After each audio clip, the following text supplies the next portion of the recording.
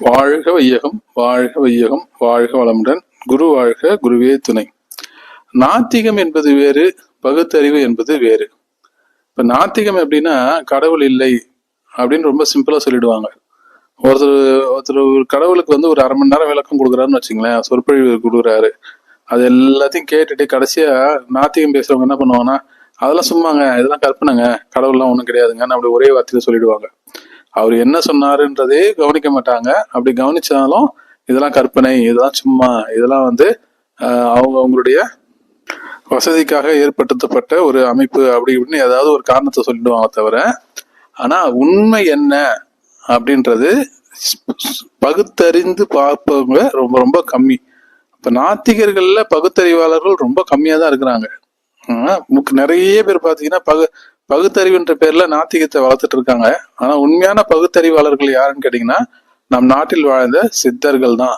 சித்தர்கள் தான் ஒவ்வொரு விஷயத்தையும் பகுத்து பகுத்து ஆய்ந்து பார்த்து அதுல உள்ள பூரணத்துவமான விஷயங்கள் என்ன அப்படின்றத மக்களுக்கு சொல்லி கொடுத்துருக்காங்க.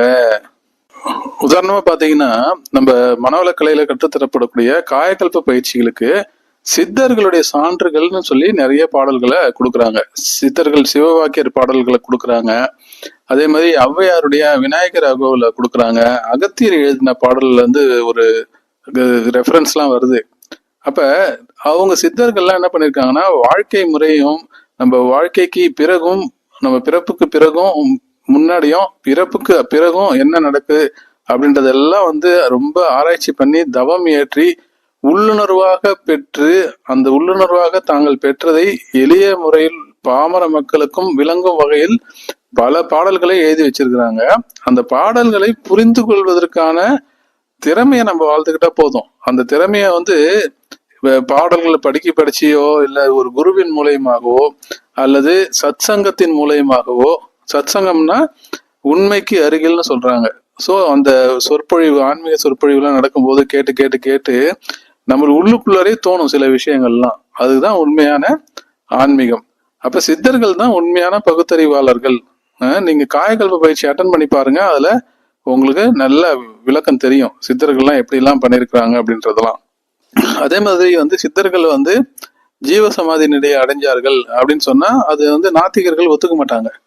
ஆனா நிறைய இடத்துல ஜீவசமாதிகள் சித்தர்கள் இருக்கிறதுனால நம்ம அந்த கோயில்களுக்கெல்லாம் போய் மெடிடேஷன் பண்ணோம்னா நம்மளுடைய வைப்ரேஷன்லாம் நல்லா இருக்குன்னு அந்த மெடிடேஷன்ல எக்ஸ்பீரியன்ஸ் ஆனவங்க சொல்றாங்க. நீங்க மெடிடேஷன் கத்துக்கிட்டு அந்த வெளியில மெடிடேஷன் பண்றதுக்கும் இல்ல ஜீவசமாதிகள் உள்ள சிவன் ஆலயத்துக்கு போய் அங்க போய் தியானம் பண்றதுக்கும் மிகப்பெரிய வித்தியாசத்தை நீங்க கண் கூட அனுபவிப்பீங்க. அது வெளியில யாரும் சொல்லி நீங்க நம்பணும்னு அவசியம் இல்லை. இப்ப எனக்கும் அந்த மாதிரி அனுபவம் இருக்கு. நானும் ஜீவசமாதியில தியானம் பண்ணும்போது அந்த தியானம் ஒரு 30 நிமிஷம் தியானம் அப்படின்றது ஒரு 5 நிமிஷம் 10 நிமிஷம் தான் கண்ண மூடிட்டு இருக்க மாதிரி தெரியும். திடீர்னு பாத்தீங்கன்னா அந்த தியானம் முடிஞ்சதுக்கு பாத்தீங்கன்னா ஒரு அரை மணி நேரம் ஆயிருக்கும். அதனால இந்த ஜீவ சமாதிகள்ல வைப்ரேஷன் நல்லா இருக்கு அப்படின்றத நீங்களே அனுபவிச்சு பார்க்கலாம். இதான் மகரிஷி ஏதாவது என்ன சொல்றாங்கன்னா, சொல்லால் மட்டும் நம்பாதே, யாரோ ஏதோ சொல்றாங்கன்றதுக்காக நம்பாதீங்க, சுயமாய் சிந்தித்தே தெளிவாய் நீங்களே அதை பத்தி யோசிச்சு தியானம் பண்ணி யோசிச்சு அதை தெளிவடைஞ்சு கொள்ளுங்கள் அப்படின்னு மகரிஷி சொல்லியிருக்காங்க. இன்னொரு முக்கியமான உதாரணத்தை பார்க்கலாம். நம்ம கொரோனா காலத்துக்கு முன்னாடி பாத்தீங்கன்னா இந்த நாத்திகம் பேசுறவங்க எல்லாம் யார் வேணா யார வேணா தொடலாம் அப்படின்லாம் சொல்லிட்டு இருந்தாங்க. நான் யாரா இருந்தாலும் கை கொடுப்பேன், கட்டி பிடிச்சுக்குவேன் அப்படிலாம் சொல்லுவாங்க. ஆனா கொரோனா வந்ததுக்கு அப்புறம் என்ன பண்ணுவாங்க, எட்ட இருந்துகிட்டு கை எடுத்து கும்பிடுறது, கை கொடுக்க கூடாது, கொரோனா சொன்ன உடனே ஓ அதெல்லாம் கரெக்டு தான் அப்படின்றத ஒரு சில நாத்திகர்கள் உணர்ந்துட்டாங்க. ஒரு சில நாத்திகர்கள் அதையும் உணராம அதுக்கும் ஏதாவது காரணத்தை சொல்லிட்டு இல்ல இதெல்லாம் சயின்ஸ் அப்படின்னு சொல்லிட்டு இருக்காங்க. சயின்ஸ்ன்றது பாத்தீங்கன்னா ஒரு 300-400 வருஷமா தாங்க இருக்கு சயின்ஸ். ஆனா மனித குலம் 10,000 வருஷத்துக்கு மேல இருக்கிறதா நம்ம அறிவியலே ஒத்துக்குது. அப்படி 10,000 வருஷமா இருக்கக்கூடிய மனித குலம் இந்த 400 வருஷமா தான் எல்லாம் ஒழுங்கா சாப்பிடுறாங்க இல்ல மற்ற செயல்கள்லாம் செய்யறாங்களான்னா கிடையாது. 10,000 வருஷமா மனித குலம் இருந்துகிட்டு தான் இருக்கு. எல்லாருமே ஆரோக்கியமா இருந்திருக்கிறாங்க. காடு மலைகள்லாம் செப்பல் போடாம ஷூ போடாமலாம் நடந்திருக்காங்க, ஓடி இருக்காங்க, எல்லாம் வேட்டையாடி இருக்காங்க. இருக்கிற கருவிகள் எல்லாம் அவங்களே உருவாக்கி இருக்காங்க சொந்தமா. எந்தவித மிஷினும் இல்லாம, எந்தவித கருவிகளும் இல்லாம ஆகாயத்துல எத்தனை கோள்கள் இருக்கிறது அப்படிலாம் நம்ம கண்டுபிடிச்சிருக்காங்க. நம்ம வந்து என்ன பண்றோம், சயின்ஸ் தான் வந்து பூமி உருண்டைன்னு சொன்னதை இன்னும் நிறைய பேர் நம்பிட்டு தான் இருக்காங்க. ஆனா அதுக்கு முன்னாடியே வந்து ஆயிரக்கணக்கான வருஷத்துக்கு முன்னாடியே இந்த பூமிக்கு பேர் வைக்கும் போதே வந்து பூகோளம், கோலம்னாலே உருண்டை, பூகோளம் அப்படின்னு பேரே வச்சிருக்கிறாங்க. நம்மளுடைய பாடல்கள் எல்லாம் கூட இருக்கு, சுழன்றும் ஏற்பினது உலகம் அப்படின்னு பூமி சுழல்வதாக நம்ம பாடல்கள்லயே எழுதி வச்சிருக்கிறாங்க. அது ஆயிரக்கணக்கான வருஷத்துக்கு முன்னாடி எழுதியிருக்காங்க. ஆனா நம்ம என்ன நினைக்கிறோம், இந்த 200-300 வருஷத்துக்கு முன்னாடி சொன்ன சயின்டிஸ்ட் சொன்னதை நம்பி அதுதான் வந்து பூமி தான் சுத்துது அப்படின்னு நாம வந்து சயின்ஸை நம்புறோம். சயின்ஸை நம்ப கூடாதுன்னு சொல்லல, சயின்ஸ் வந்து ரொம்ப சின்ன குழந்தை, இப்பதான் வளர்ந்துட்டு வருது.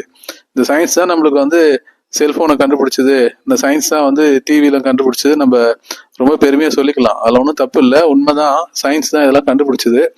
ஆனா நீங்க வந்து யோசிச்சு பாருங்க, பகவத்கீதையை வந்து நீங்க உங்களுக்கு நம்பிக்கை இல்லாட்டாலும் பகவத்கீதை யாருக்கு சொன்னது அப்படின்னு பாத்தீங்கன்னா, திருதராஷ்டிரன் வந்து சஞ்சயன்ட்ட கேட்பாரு. பகவத்கீதை அப்படிதான் ஆரம்பிக்கும். திருதராஷ்டிரன் வந்து சஞ்சயன் கிட்ட போர்க்களத்துல என்னுடைய மகன்களும் பாண்டவனுடைய மகன்களும் என்ன செய்து கொண்டிருக்கிறார்கள் அப்படின்னு தான் கேட்பாரு. அதுக்கு சஞ்சயன் தான் சொல்லுவாரு. அப்ப சஞ்சயனுடைய கேரக்டர் என்னன்னு கேட்டீங்கன்னா, கண்ணு தெரியாத திருதராஷ்டிரனுக்கு போர்ல நடக்கக்கூடிய விஷயங்களை வந்து லைவ் டெலிகாஸ்ட் பண்ணவர் வந்து சஞ்சயன். ஸோ அதுதான் வந்து மகாபாரதத்துல பகவத்கீதையில நம்ம படிக்கிறோம். ஸோ இது வந்து நம்பிக்கை மட்டும்தானா அப்படின்னா அதற்கான வாய்ப்பு இருக்குதா அப்படின்னு கேட்டீங்கன்னா, அதற்கான முழு வாய்ப்பு இருக்கிறது. அதற்கான ஞான திருஷ்டியை பெற்றவர்கள் வந்து முனிவர்கள், சித்தர்கள், ஞானிகள், அவங்க எல்லாமே அதெல்லாம் செய்திருக்கிறார்கள். சரி, மேலும் பார்க்கும்போது இப்ப நம்ம எல்லாருக்கும் வந்து ஸ்டீவ் ஜாப் தெரியும். ஸ்டீவ் ஜாப் வந்து ஆப்பிள், அதே அந்த ஸ்டீவ் ஜாபுடைய வாழ்க்கையை மாற்றி அமைச்ச ஒரு புத்தகம் சொன்னா, ஒரு யோகியின் சுயசரிதன் ஒரு புத்தகத்தை அவர் சொல்லுவாரு. அந்த புத்தகத்தை நிறைய ஆன்மீக அன்பர்கள் படிச்சிருப்பாங்க.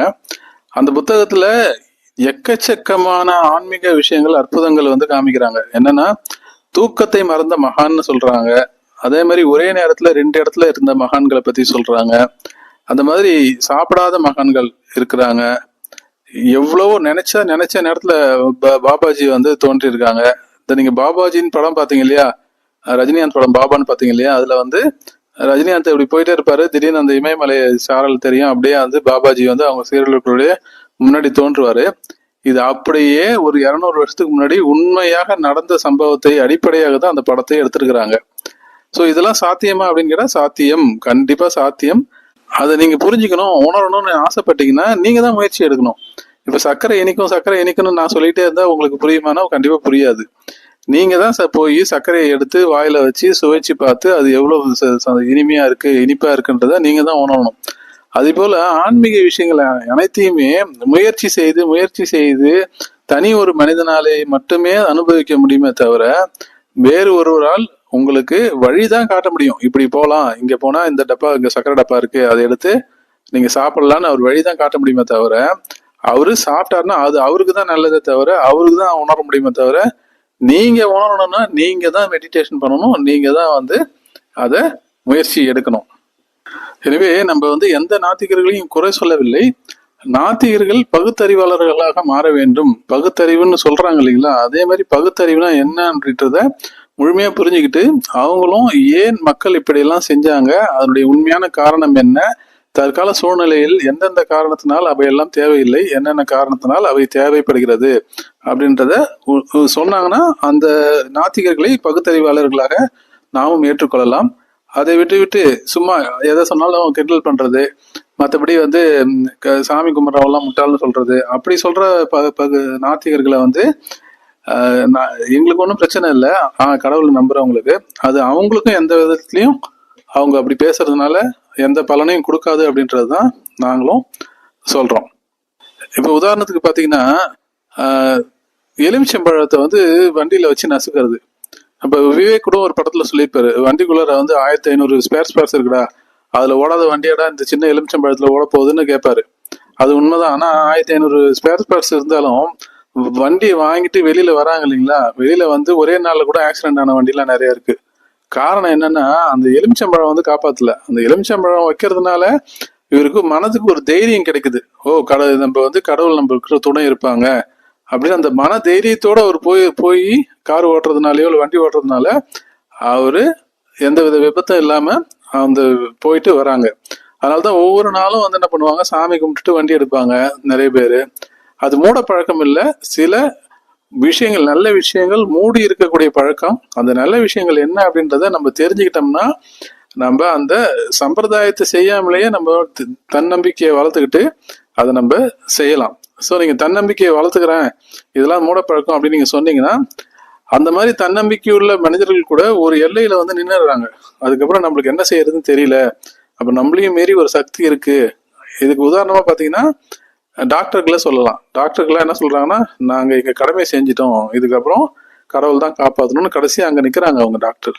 இல்ல எல்லாரையும் நாங்க காப்பாத்திடுவோம்னு எந்த டாக்டரும் சொல்றதே கிடையாது, நாங்க முயற்சி செய்கிறோம் அப்படின்னு சொல்லிட்டு தான் எல்லா டாக்டரும் வந்து ஆப்ரேஷன் பண்றாங்க, எல்லா முயற்சி பண்றாங்க, அதுல வெற்றியும் அடைகிறாங்க. அதற்கு இறை உணர்வும் ஒரு காரணம், டாக்டருடைய முயற்சியும் காரணம். முழுக்க முழுக்க கடவுள் தான் காப்பாத்திட்டாருன்னு நாங்க சொல்லல. கடவுளுடைய உறுதுணையும் இருக்கிறது, அது ஆசீர்வாதமும் இருக்கிறது, மருத்துவர்களுடைய முயற்சியும் இருக்கிறது. ரெண்டும் சேர்த்துதான் வாழ்க்கை. இது மட்டும்தான் உயர்ந்ததுன்னு எதுவுமே சொல்ல முடியாது. அதனால அதான் சொல்லுவாங்க இல்லையா, லாட்டரி டிக்கெட்டு எனக்கு வேணும்னு வேண்டிக்கிட்டானா ஒருத்தவன், அவன் வந்து முயற்சி செஞ்சு ஒரு டிக்கெட் கூட வாங்காம இருந்தானா, அப்புறம் எப்படி அவனுக்கு லாட்டரி டிக்கெட்ல பரிசு விழும்? அந்த மாதிரி பரிசும் வேணும், அதுக்கு கடவுளுடைய ஆசீர்வாதம் வேணும். அதே சமயத்துல நம்மளும் முயற்சி செஞ்சு சில காரியங்களை செய்துதான் ஆக வேண்டும். ஸோ முயற்சியும் வேணும், கடவுளுடைய ஆசீர்வாதமும் வேணும் என்பதை நம்ம புரிஞ்சுக்கலாம். அப்ப நீங்க கேட்கலாம், திருக்குறள்ல வந்து தெய்வத்தால் ஆகாது எனினும் முயற்சி தன்மை வருத்த கூலி தரும் அப்படின்னு சொன்னா அதுக்கு என்ன விளக்கம் கொடுக்குறாங்கன்னா, தெய்வம் என்பது விதிக்கு உட்பட்டது, ஏக இறைவன் கடவுள் என்பது வேறு, தெய்வம் என்பது வேறு அப்படின்றது நிறைய ஆன்மீக மகான்கள்லாம் சொல்லிட்டு இருக்காங்க. ஏன்னா தெய்வம் அப்படின்றது ஒரு தமிழ்ல நிறைய வார்த்தை இருக்கு, தெய்வம்னு இருக்கு, கடவுள்னு இருக்கு, இறைநிலைன்னு இருக்கு. ஆனா இங்கிலீஷ்ல எல்லாத்துக்குமே காட்னு ஒரே ஒரு வார்த்தை தான். அதனால அதை கன்ஃபியூஸ் பண்ணிக்க வேணாம்.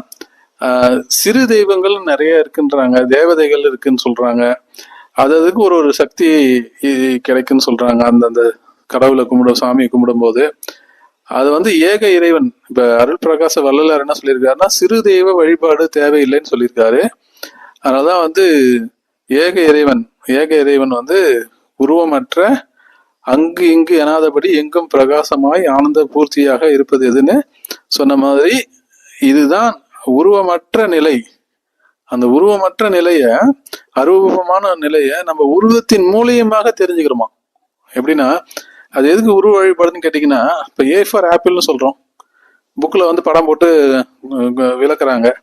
ஸோ அந்த படமா ஆப்பிள் கிடையாது, ஆப்பிள்னு ஒன்று இருக்கு, அதை போல ஒரு படத்தை வரைஞ்சி வச்சு இதுதான் ஆப்பிள் இப்படி இருக்கும் அப்படின்னு சொல்றாங்க. அந்த படத்திலேயே அந்த ஆப்பிளோட எல்லா குணாதிசயங்களும் வந்துருமானா வராது. ஒரு சில கலர் இருக்கும், ஒரு ஷேப் இருக்கும், அவ்வளவுதானே தவிர அது வந்து உண்மையான ஆப்பிள் கிடையாதுன்றது நம்ம எல்லாருக்குமே தெரியும். ஆனா ஆரம்ப நிலையில் உள்ள சாதகர்களுக்கு அந்த உருவ வழிபாடு கண்டிப்பாக தேவைப்படுகிறது.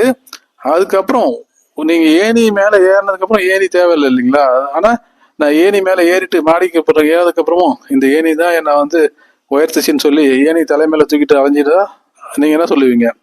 அது தேவையில்லைன்னு தான் சொல்லுவீங்க. அந்த மாதிரி உருவ வழிபாடின் மூலயமாக அருவ நிலையில் உள்ள இறைநிலையை நாம் உணர வேண்டும் என்பதே உண்மையான ஆன்மீகம்.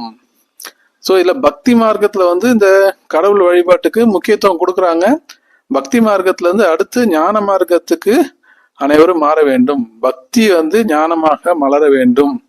காய் கனியாக மாறுவதை போல பக்தி மார்க்கம் ஞான மார்க்கமாக மாற வேண்டும் என்பதே ஆன்மீகவாதிகளின் அடிப்படையான கூற்று. இந்த வீடியோல எனக்கு தெரிஞ்ச சில சின்ன விஷயங்களை சொல்லியிருக்கேன். இதுல ஏதாவது குற்றம் குறை இருப்பின் அது என்னையே முழுக்க முழுக்க சாரும். இதுல ஏதாவது ஒரு நல்ல விஷயங்கள் இருந்ததுன்னா அது நான் படிச்ச புத்தகத்திலேயோ எனக்கு வழிகாட்டிய குருமார்கள்லயோ அல்லது பெரிய பெரிய மகான்கள் மூலியமாக நான் அவங்க கருத்துக்கள்ல இருந்து நான் படிச்சு புரிஞ்சுக்கிட்டது, கேட்டு தெரிஞ்சுக்கிட்டது தான் நான் இங்க சொல்லியிருக்கேன். ஸோ நிறைகள் வந்து இறைநிலைக்கே சேரும், மகான்களுக்கு சேரும். குறைகள் இருந்தா